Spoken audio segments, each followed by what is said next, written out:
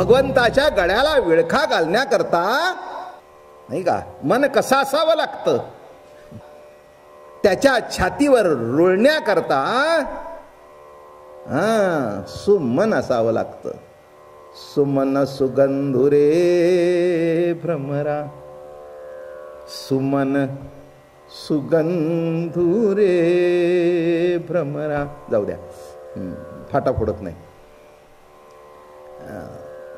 आणि म्हणून तर भ्रमर सुद्धा सुमनावर बसतो, दुसरीकडे बसत नाही. कारण जिथे सुमन आहे तिथेच मद आहे. ज्याचं मन चांगलं आहे तिथलंच काहीतरी घेण्यासारखं असतं. मन जर विकाराने बिघडलं असेल, तिथे विष असेल, काय घ्याल, काय घ्याल. म्हणून भ्रमर कुठेही बसत नाही ज्या फुलांच्या मध्ये मद आहे. सुमन सुगंधुरे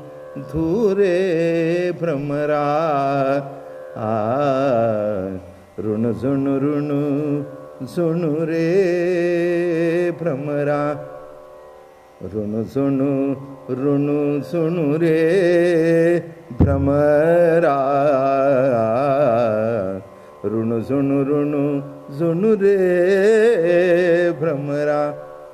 सुमन सुगंधुरे भ्रमरा, ऋणू झुणू ऋणू झुणू रे भ्रमरा.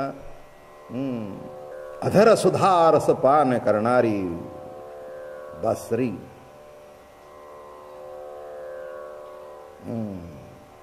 बासरी काही साधी नव्हती ती. अधर सुधा रस पान करणारी बासरी. जरा नाही म्हटलं तरी तिला जरा अहंकार झालाच होता. तिला असं वाटलं भगवंताच्या अधर सुधा रस मी चाकते, आणि अशी उलटून माझ्यावर आली. कोण कोण मला येऊन लपेटली. भगवंताची बोट लपेटली असताना हिने कोण अतिक्रमण केलं. उसळणारे काय काय, काय समजतेस. स्वतःची जागा ओळखता येत नाही का. तो इथपर्यंत यायचंस, वर यायचं नाहीस, वर यायचं नाहीस. तुझी जागा इथे नाही आहे, इथेच आहे, बस संपला, खलास. कशा करता वर आलीस. माजलीस काय. स्वतःची जागा स्वतःला माहिती नाही काय. अरे बापरे. वेणूचंही भाग्य मोठं होतं. मी परवा सांगितलं ना, तिने सगळं आपलं छिद्र पाडून मोकळं करून टाकलं होतं, म्हणून तिचंही भाग्य होतं. पण कितीही कोणी भाग्यवान असला तरी अहंकार करू नये. नाही, ती वेणू असू दे, नाही तर सुमनमाला असू दे. अरे भ्रमरा. आणि तो मद घेतो त्या सुमनावर, आणि अशी ते गळामध्ये माळा, हातामध्ये वासरी, भगवान वाजवत आहेत. म्हटली होती परवा, वृंदावनी वेणू वेणू कवणाचा माय वाजे. वृंदावनी वेणू वेणू कवणाचा माय वाजे. वेणू नादे गोवर्धनु गाजे. वृंदावनी वेणू वेणू कवणाचा माय वाजे. आणि असा तो वेणू वाजवत होती आणि भगवान नाचू लागले. नाचता नाचता नाचता मजा घडली. ती जी सुमनमाला होती ती गेली आणि अशी त्या बासरीला जाऊन लपेटली. मला वाटलं नाही की माझं आलिंगन सुद्धा तुला त्रास देईल, म्हणून बिलकले. आमचं आयुष्य किती वेळाचं. आज जी माला आहे ती उद्या नाही, सकाळपर्यंत सुकून गेलेली असते. पण सखे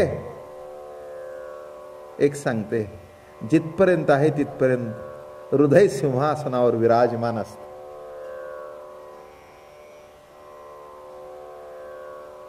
हृदय सिंहासनावर विराजमान असते. सखे पुढचं सांगू का. आणि ज्या क्षणाला तुटते त्या क्षणाला भगवंताच्या चरणावर पडते आणि तिथेच तुडून आयुष्य संपून टाकते. खलास, तिथेच माझं आयुष्य पूर्ण झालं. कशाला माझा राग करतेस? आणि बाई, ज्याच्या कमरेवर तू आहे, ज्याच्या ओठावर तू आहेस, त्याच्याच गळ्यात मी आहे. ज्या ओठावर तू आहेस आणि ज्या हृदयावर मी आहे, ते दोन्ही निराळे नाही ना? सखे, तुझाही ध्यास कृष्णाचाच आणि माझाही ध्यास कृष्णाचाच. सखे, मला वाईट वाटलं ग, एवढा अधर सुधा रस पिऊन सुद्धा तुझ्यातला विकार गेला नाही.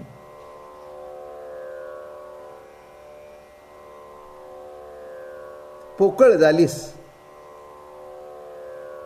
मान्य आहे, पण कुठेतरी ते लसणाचं फोलकट राहावं तसं राहिलेलं आहे तुझ्यात. कळलं का नाही? सोललं तरी कुठेतरी त्या भाजीमध्ये असं लसणाचं फोलकट येतं. तसं एवढी जरी अधर सुधा रस पिलीस तरी अहंकार सूक्ष्म कुठेतरी राहिलेला आहे. एवढं म्हटलं बरोबर, बासरीचा अहंकार खरंच आहे म्हणे, खरंच आहेस तिथपर्यंत भगवंताच्या हृदयावर राहतेस. आणि ज्या दिवशी आयुष्य समर्पण करतेस त्यावेळेला भगवंताच्या चरणावर एकरूप होऊन जातेस. बाई, चुकलं माझं, चुकलं माझं, मला क्षमा कर, मला क्षमा कर. माझ्या मनात असा अहंकार येऊन देऊ नकोस. आणि ये ना, अजून जवळ ये. बघ, अजून तो खालचा गुलाब लोंबतोय. येऊ दे, अजून एक तिढा येऊ दे, म्हणजे माझ्या मनातला तिढा जाईल. जे भजन सुरू झालं, रुक्मिणीला सुद्धा अहंकार झाला तर तिला बाहेरच बसावं लागलं. राधेला झाला तरी सुटली नाही, तर बाकीचे काय? रुक्मिणीला झाला, पाय धुवायच्या दैवा पात्र केली. राधेला झाला, तिला लटकट ठेवली. मग बाकीचं काय? वेणूला झाला, अहंकार झाला आणि सुमन मालेला बोलू लागली, एवढा अतिक्रमण? आणि फाड फाड फाड बोलते. बरं का, शेवटी मग सुमन माला तिचं बोलणं ऐकून घेतलं, कारण तिच्याकडे आवाज होता, हिच्याकडे वास होता. काय कळलं का? बासरी जवळ आवाज होता, सुमन मालेकडे सुवास होता. सुमनाचा असल्या कारणाने वास सुद्धा सुवास होता, कुवास नव्हता.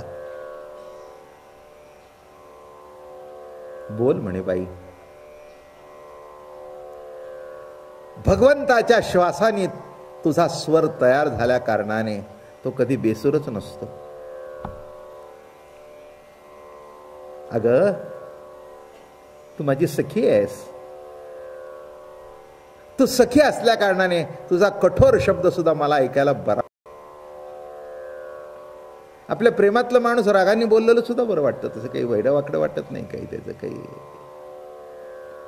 काही प्रेमातलं माणूस असल्यानंतर त्या रागाने बोलणं सुद्धा काही तसं कुणी मनावर एवढंसं घेत नाही, कारण प्रेम असतं मुळाशी.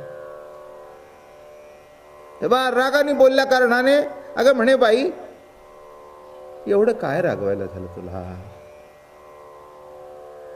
एवढं काय रागवायला झालं? अगं, तू तर भगवंताचा आदर सुद्धा रस चाकत असतेस, तरी तुझ्यातला. पुढचं बोलली नाही ती. तरी तुझ्यातला. आमचं काय म्हणे बाई? तासा 2 तासाचं आयुष्य. तू अखंड भगवंताच्या आधारावर असतच, नाही तर कमरेवर तरी असतेस. आमची आजची सुमन माला घातलेली झाडावरून तोडली की सुकण्याची प्रक्रिया सुरू होते. आमच्या जीवनाचं, आमचं जीवन तासाचं तू अखंड त्याच्याजवळ आहेस. तू तूही आपलं जीवन त्याला समर्पित केलंयस, मीही माझं जीवन समर्पित केलंय. अगं मी अतिक्रमण केलं नाही, प्रभू नाचत होता, मीही उडले आणि माझी सखी म्हणून तुला बिलगले. अजून एक तिढा येऊ दे. आणि अशी ती लपटली आणि ज्या दोघी आनंदाने नाचू लागल्या.